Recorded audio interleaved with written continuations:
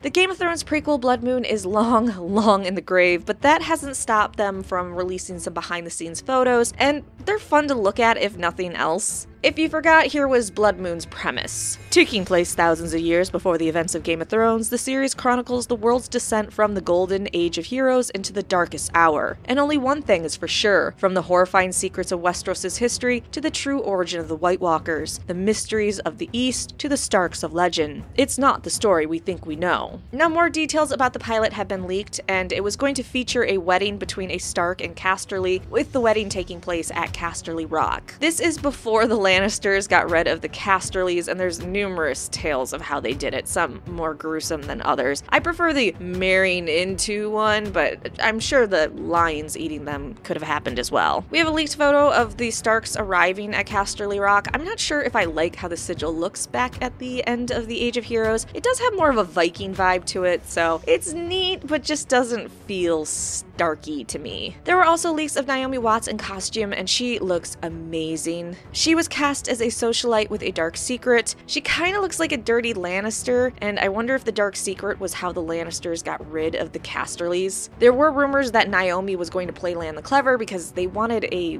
woman to play the legendary figure instead of a man. I don't know why they're making the change, whatever. The timing doesn't exactly make sense, but then again, all the lore during the Age of Heroes is a bit dicey. But then again, George R. R. Martin did claim that the Lannisters weren't in the prequel pilot right away, as the Casterlys still held Casterly Rock. Though he also admitted the showrunner was writing most of the lore because of how sparse it was in his own books. So who knows if they changed that. So it might be that Naomi was a Casterly and the wedding was a member of House Casterly to a Stark. Maybe even her daughter. Doesn't change that she could have been Lan, married into the Casterlys, and was looking for a way to end their house and make her own name. Regardless, her gold outfit is stunning, and I love the imagery behind her of two men riding a chariot with one driving and the other shooting arrows at the lion chasing them. There's also a dead lion full of arrows. Given the Westerlands were crawling with lions at one point, and during the current time in the books they're down to just a few, I'd imagine during this time lion attacks were actually a big deal, and just not an occasional run-in. It's cool to see more photos, would have loved to see more of Casterly Rock, because what we saw in the show is just, it was just sad. Maybe one day they'll leak the pilot, but until then, I'm glad this show wasn't made and we got House of the Dragon and soon to be a Knight of the Seven Kingdoms instead.